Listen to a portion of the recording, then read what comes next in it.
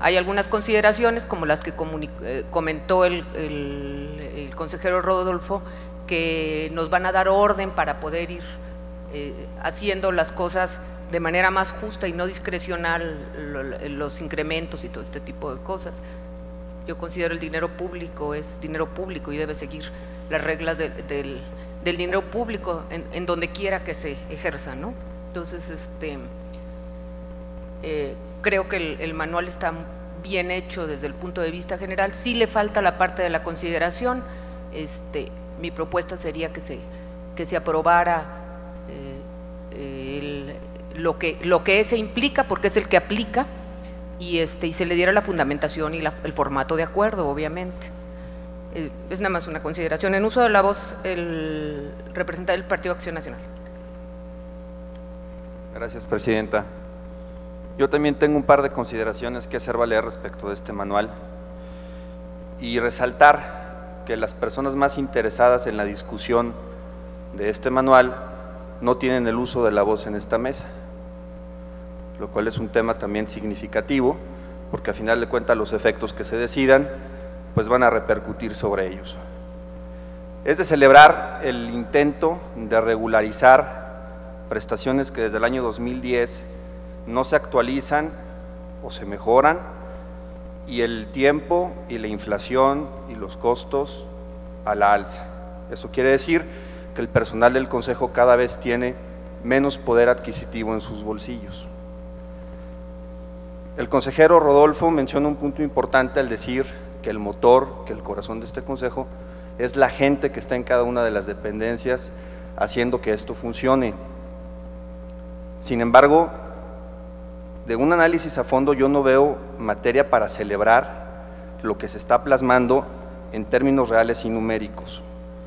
Y para ello basta ver el anexo 1, en donde un coordinador, un director, un jefe de departamento, su sueldo cabe 3 veces en el de un consejero electoral y 4 veces en el de la consejera presidenta.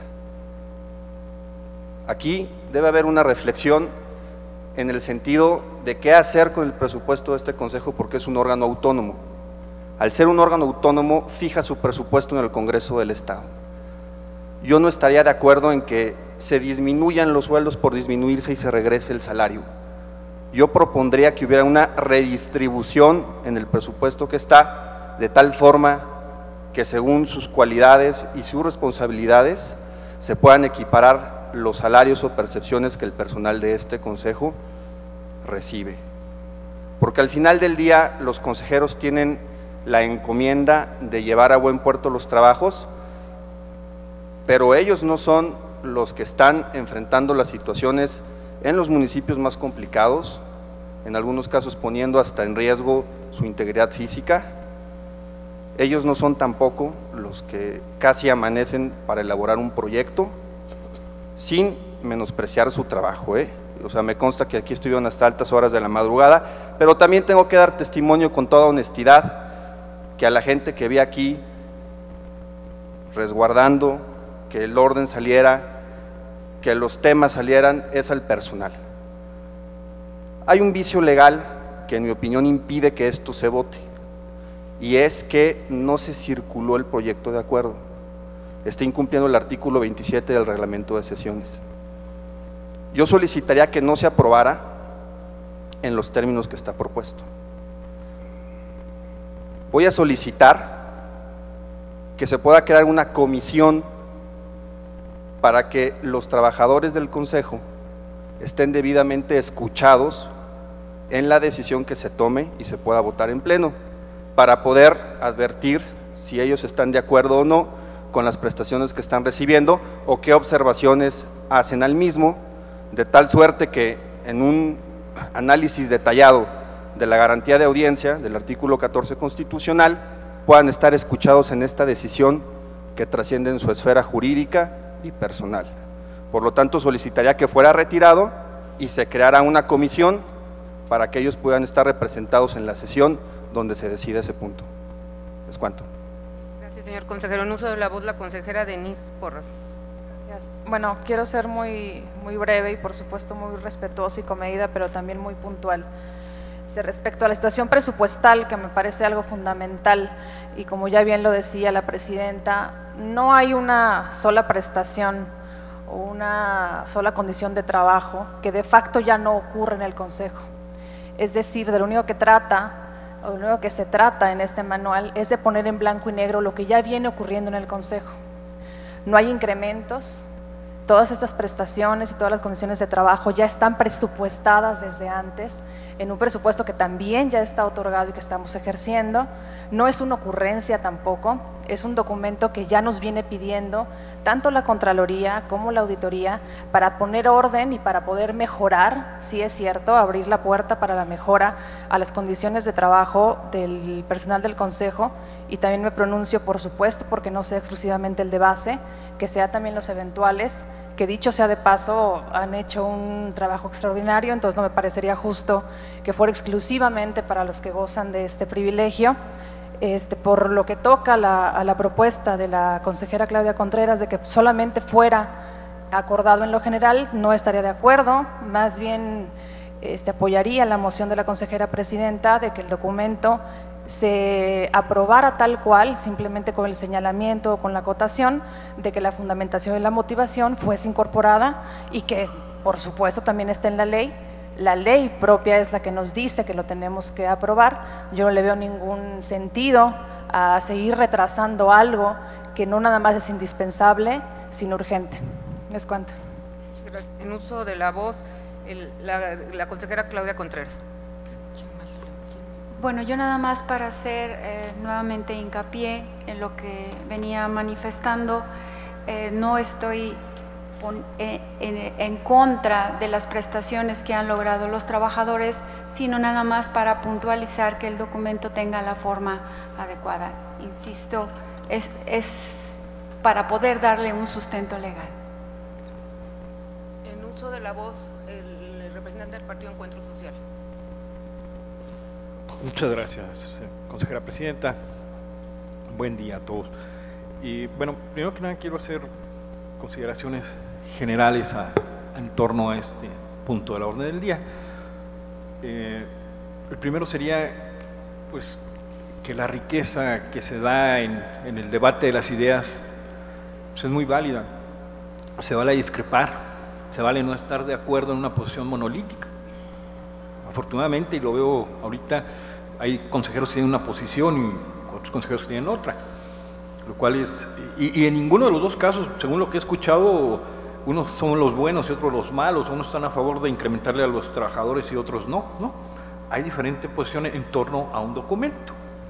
Yo creo que el derecho que tienen los trabajadores, derecho humano, el derecho constitucional de ser remunerados adecuadamente, no se pone en duda.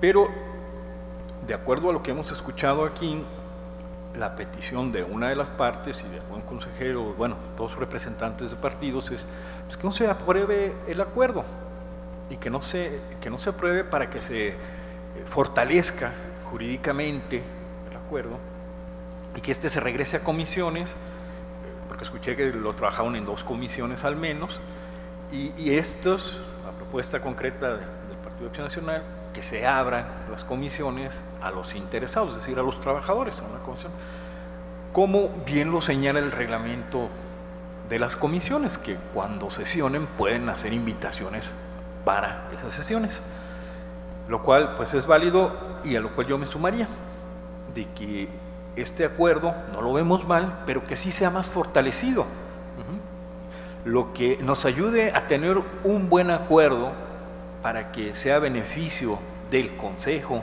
y de sus trabajadores. Me sumo, estamos de acuerdo, hay que reconocerlos y hay que estimularlos. Hay que hacer ciertas consideraciones también jurídicas, legales.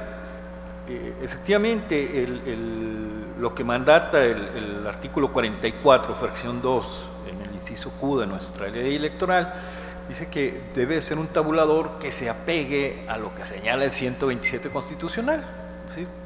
Los factores variables, los fijos, prestaciones en efectivo, prestaciones en especie, y en términos generales, pues más o menos creo que está bien señalado. Sí me parece, y me sumo a lo que dice el representante de Conciencia Popular, de que ahí no deben estar los consejeros.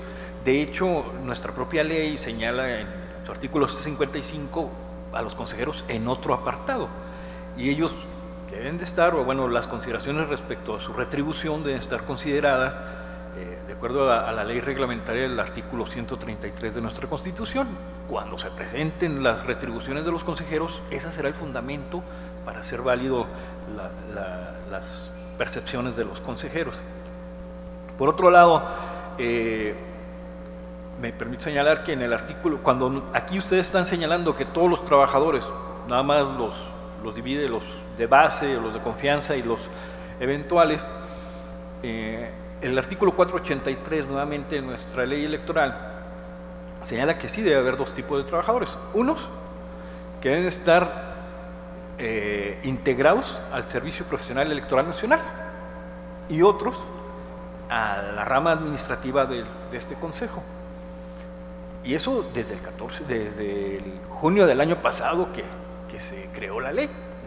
Los transitorios no señalan un plazo después del proceso electoral o cuando tengan dinero, cuando el INE le dé visto bueno, que dé luz verde. No, o sea, estamos incumpliendo la ley desde hace un año, desde que entró en vigor. No lo hemos hecho.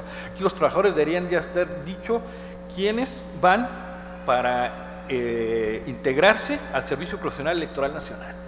Y ellos deberían tener ya bien definido cómo va a ser su ingreso, su promoción, su evaluación y sus remuneraciones también, de conformidad al Servicio Profesional Electoral Nacional.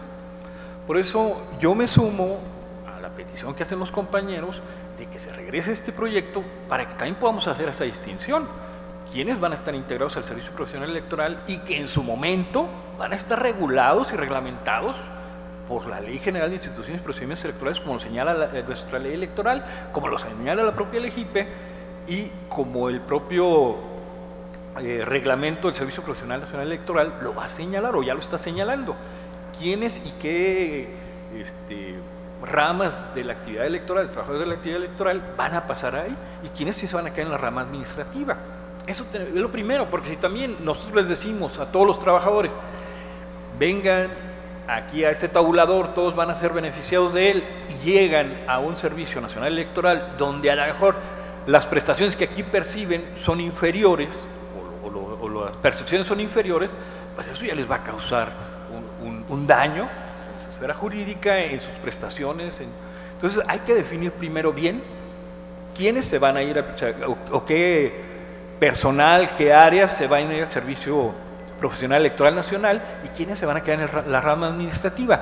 Cuando tengamos eso, entonces ya podemos partir a decir a quiénes vamos a apoyar de tal manera.